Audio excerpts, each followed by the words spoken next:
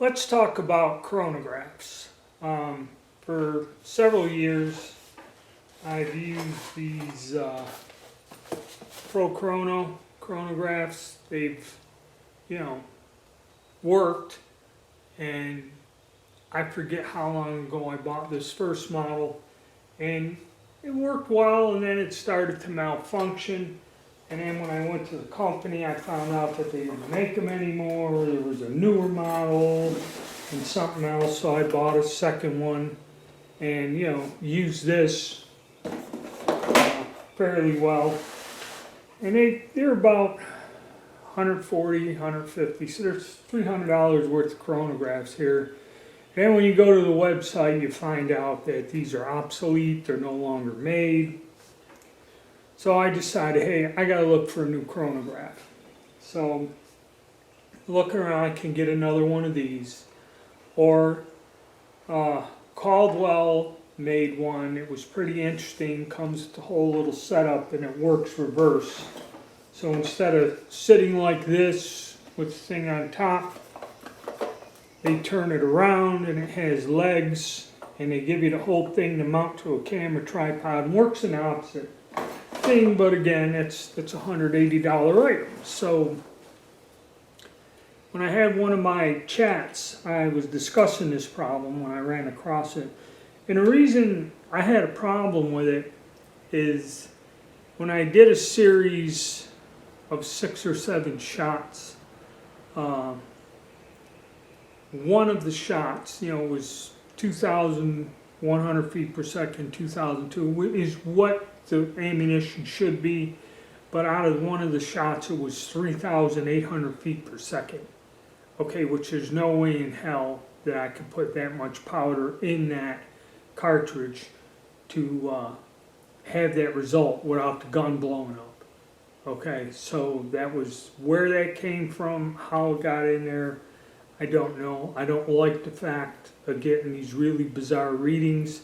Usually in the first string, what was happening, if I'd fire something that should be like, say, 2,000 feet per second, it would come out 900 and something.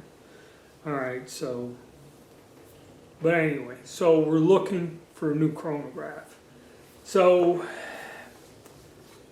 the best one, I guess, is Garmin, and they're like $580. I think the website, if you go to Garmin itself, they were down to 540. Okay, I gotta watch it because I don't want to get caught trying to sell something and get suspended. And same if you go on Amazon, you get them, but beware Amazon, because I read the feedbacks, and it was kind of like people were getting items returned. The packages were dirty, and you can tell that the item was taken out, repackaged, and sent back, even though it's like half a C, no less. But still, I don't want something somebody's already handled. If I'm paying, 5C, I want it new, not open, not an open box, not a display model. I want it new. So looking around, somebody suggested, and what I ended up purchasing, we'll change the camera around because I can tell this is screwed up. I'll show you what I ended up getting. What I ended up getting is the Caldwell Velociradar. Now, like they said, the Garmin was supposedly the best, and it was also the cost the most. Caldwell has made another unit, I think it was red, and that used Doppler radar, and there was a guy that tested all of these things together. He had the Garmin, he had the one that clamps, something that clamps onto the end of the barrel, and he had the older version of this, which is a red unit, kind of looks the same. And when he was getting into some weird stuff that was traveling at 4,000 feet per second, he proved that the Garmin worked, where the older version of this didn't register it and that. But I don't have anything going that fast, and I doubt, I don't think I shoot anything that travels at $3 grand. So I looked around, decided on this. This is something new. They're trying to compete. There's a lot of competition. And this, you know, when someone goes, well, you can get the Caldwell, but it's going to cost the same as the Garmin, which is a little bit less. You know, usually you're looking 4C, or no, 5C and some change for this. This, you know, it's pretty close to the price of the Garmin. When we had the discussion, I started to do my research and looked around, and I found this unit for $399.99 at a place, so I ordered it, and it arrived today. So we're going to take a look at this. I'm probably not going to set it up, but we're just going to see what this piece of equipment looks like and why I bought it. With the amount of reloading I do in so many different cartridges, I have to keep the information current, you know, just for safety reasons alone. The reason I bought this is two reasons. Number one, the price. Okay, I was getting it for a C less. All right, and also there's this radar, Doppler radar, is what they use in the Garmin. This uses something, a chirp radar, which they say is better and improved and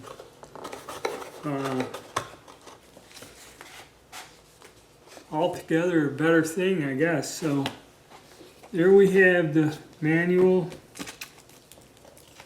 aiming instructions. There's a peep sight on this. Okay, and then we have the unit itself. We have the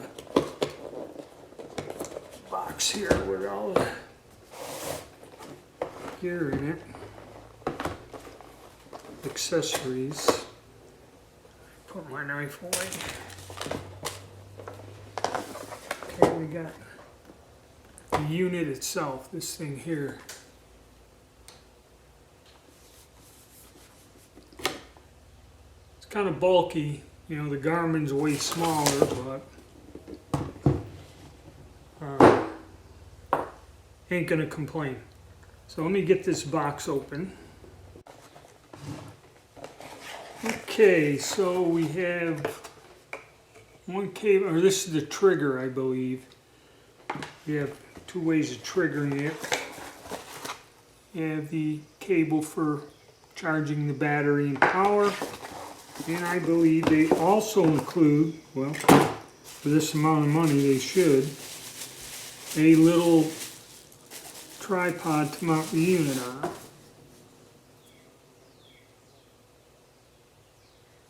Okay. That locks it, that unlocks it. So there you go. Pretty interesting. I guess you can go and lock that there, and it locks it down.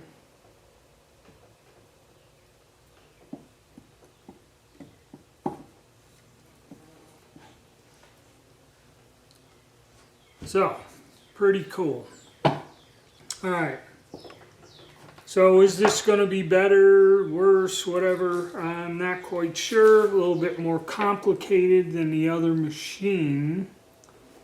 Tell you about the aiming instruction. I believe the only downside to this is it's kind of finicky how you line this thing up. And have our instructions here, which I'm going to go through briefly and get some information.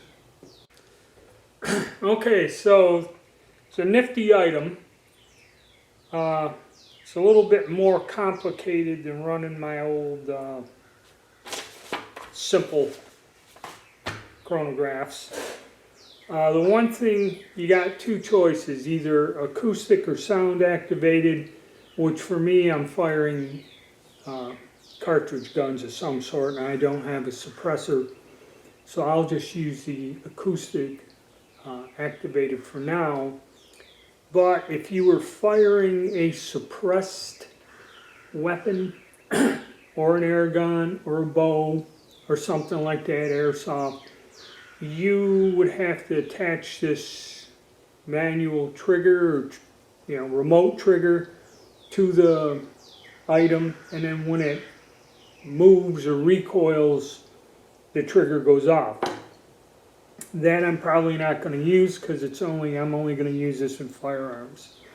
I thought I would test it with like the air gun, like I did with my optical ones, but I don't know if the air gun's going fast enough or how to do it. It's got about half a charge in there. And from what I read, all the navigation and that is done from the buttons. So I'm going to put a charge on this. Read the instructions on what these buttons do. Your power button, then you'd use left and right to go across, up and down, or select. Select is this one here, the little check mark.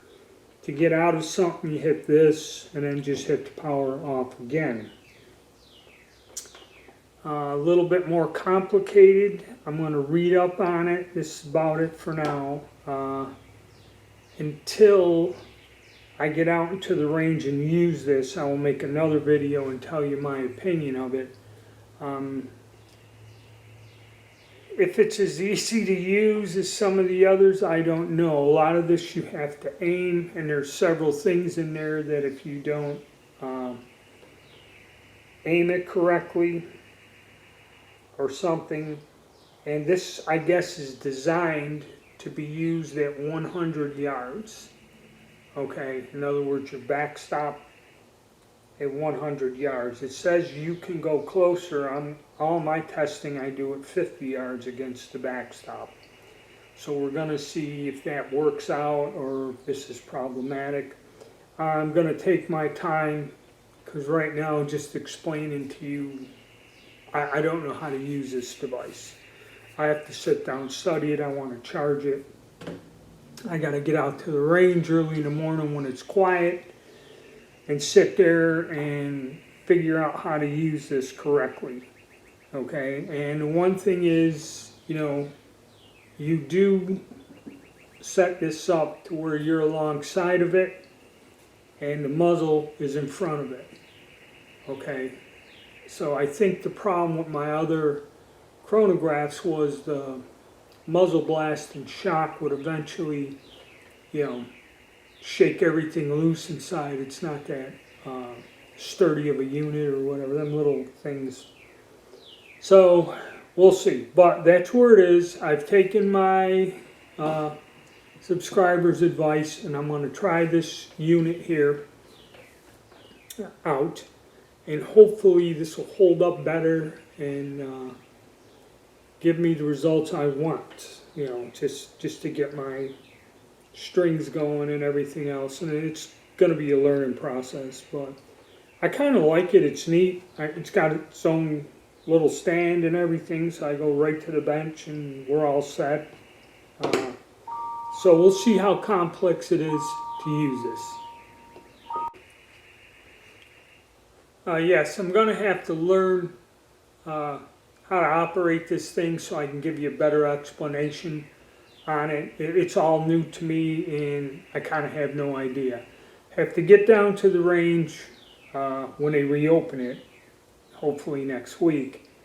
Get there early, set it up when there's nobody around, and take my time and try to figure this out.